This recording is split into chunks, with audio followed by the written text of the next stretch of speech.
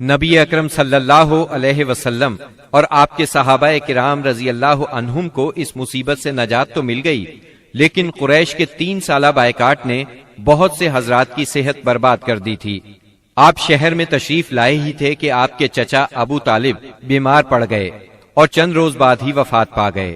صحیح بخاری میں مسیب رحمت اللہ علیہ سے مروی ہے کہ جب ابو طالب کی وفات کا وقت آیا تو نبی کریم صلی اللہ علیہ وسلم ان کے پاس تشریف لے گئے۔ اتفاق سے اس وقت ابو جہل اور عبداللہ بن ابی امیہ بھی ابو طالب کی عیادت کے لیے موجود تھے۔ رسول اللہ صلی اللہ علیہ وسلم نے فرمایا، چاچا جان، آپ لا الہ الا اللہ کہہ دیجئے، بس ایک کلمہ جس کے ذریعے میں اللہ تعالی کے پاس آپ کے لیے حجت پیش کر سکوں گا۔ اسی وقت ابو جہل اور عبداللہ بن ابی امیہ نے دخل اندازی کی، بولے، ابو طالب، کیا تم اپنے باپ عبد المطلب کے دین سے پھر جاؤ گے؟ یہ سن کر ابو طالب ذرا دیر کے لیے رکے، پھر بولے، میں عبد المطلب کے دین پر مرتا ہوں۔ اس کے بعد ابو طالب نے آپ کی طرف دیکھا اور کہا، میں کلمہ شہادت کہہ دیتا، لیکن قریش کہیں گے کہ ابو طالب موت سے ڈر گیا۔ یہ سن کر آپ نے فرمایا، میں آپ کے لیے مغفرت کی دعا کرتا رہوں گا جب تک اللہ مجھے ایسا کرنے سے منع نہ کر دے۔ اس پر سورہ توبہ کی آیت 113 نازل ہوئی۔ نبی اور اہل ایمان کے لیے درست نہیں کہ مشرکین کے لیے دعائے مغفرت کریں، اگرچہ وہ قرابت دار ہی کیوں نہ ہوں، جبکہ ان پر واضح ہو چکا ہے کہ وہ جہنمی ہیں۔ جناب ابو طالب کی وفات کے چند روز بعد سیدہ خدیجہ رضی اللہ عنہا نے انتقال فرمایا۔ آپ اپنے شفیق چچا کی وفات کے صدمے سے ابھی سنبھلے بھی نہیں تھے کہ سیدہ خدیجہ رضی اللہ عنہا جیسی جانثار اور غم گسار رفیقہ حیات دنیا سے رخصت ہو گئیں۔ ان کی وفات نبوت کے 10ویں سال ماہ رمضان میں ہوئی۔ اس وقت ان کی عمر 65 برس تھی۔ رسول اللہ صلی اللہ علیہ وسلم کا ارشاد ہے، جس وقت لوگوں نے میرے ساتھ کفر کیا وہ مجھ پر ایمان لائیں، جس وقت لوگوں نے مجھے جھٹلایا انہوں نے میری تصدیق کی، جس وقت لوگوں نے مجھے محروم کیا انہوں نے مجھے اپنے مال میں شریک کیا، اور اللہ نے مجھے ان سے اولاد دی اور دوسری بیویوں سے کوئی اولاد نہ دی۔ ان کی میت خود آپ نے قبر میں اتاری۔ اس سال کا نام خود آپ نے عام الحزن رکھا۔ یہ نام تاریخ اسلام کا جز بن گیا۔ جناب ابو طالب اور سیدہ خدیجۃ الکبریٰ کی وفات کے بعد کفار مکہ اور بھی زیادہ دلیر ہو گئے، پہلے سے زیادہ آپ کو تنگ کرنے لگے، یہاں تک کہ آپ کا گھر سے نکلنا بھی مشکل ہو گیا۔ ابو طالب کی وفات پر ابو لہب بنو ہاشم کا سردار بنا۔ شروع ہی میں اس نے اعلان کر دیا کہ آپ اپنے اقوال اور اعمال کے ذمہ دار ہیں۔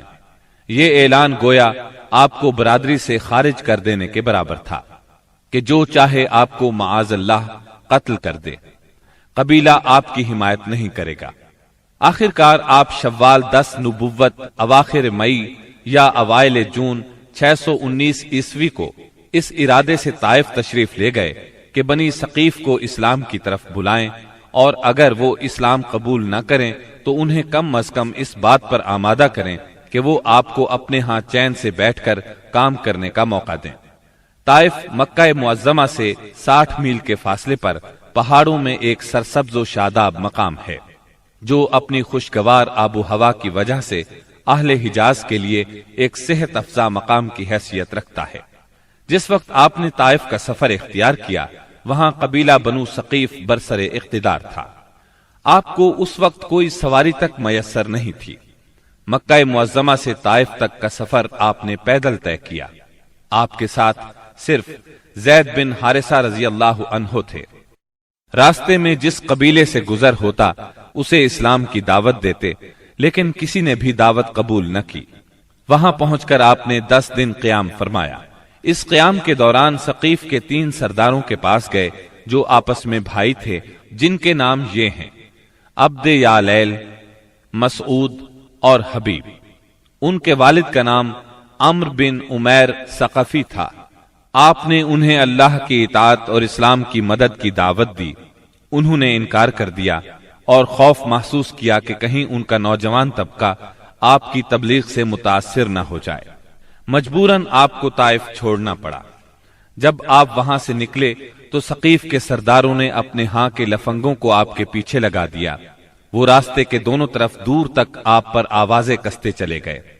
انہوں نے گالیاں بھی دی اور پتھر بھی مارے، اس قدر پتھر مارے کہ آپ زخموں سے چور ہو گئے، اور اس قدر خون نکلا کہ آپ کے جوتے مبارک بھی۔ اس حالت میں آپ عتبہ اور شیبہ ابنائے ربیہ کے ایک باغ میں بیٹھ گئے۔ یہ باغ طائف سے 3 میل کے فاصلے پر واقع تھا۔ باغ میں ایک دیوار سے ٹیک لگا کر انگور کی بیل کے سائے میں بیٹھ گئے۔ جو کچھ پیش آیا اس پر سوچ بچار کر رہے تھے۔ چنانچہ آپ نے ایک رقت انگیز دعا فرمائی جو دعائے مستضعفین کے نام سے مشہور ہے، جس کا مفہوم یہ ہے: الہی میں تجھ سے اپنی کمزوری و بے بسی اور لوگوں کے نزدیک اپنی بے قدری کا شکوہ کرتا ہوں۔ یا ارحم الراحمین، تو کمزوروں کا رب ہے، تو میرا بھی رب ہے۔ تو مجھے کس کے حوالے کر رہا ہے؟ کیا کسی بیگانے کے جو میرے ساتھ تندی سے پیش آئے، یا کسی دشمن کے جسے تو نے میرے معاملے کا مالک بنا دیا ہے؟ اگر مجھ پر تیرا غضب نہیں ہے تو کوئی پرواہ نہیں، لیکن تیری عافیت میرے لیے زیادہ کشادہ ہے۔ میں تیرے چہرے کے اس نور کی پناہ چاہتا ہوں جس سے تاریکیاں روشن ہو گئیں، اور جس سے دنیا اور آخرت کے معاملات درست ہوئے، کہ تو مجھ پر اپنا غضب نازل کرے یا تیرا عتاب مجھ پر وارد ہو۔ مجھے تیری رضا مطلوب ہے، یہاں تک کہ تو خوش ہو جائے، اور تیرے بغیر کوئی زور اور طاقت نہیں۔ واپسی پر آپ بہت دل شکستہ تھے، غمگین تھے۔ جب آپ قرن المنازل کے قریب پہنچے تو محسوس ہوا آسمان پر ایک بادل سا چھایا ہوا ہے۔ نظر اٹھائی تو جبرائیل علیہ السلام سامنے تھے۔ انہوں نے کہا، آپ کی قوم نے جو جواب آپ کو دیا اللہ نے اس کو سن لیا ہے۔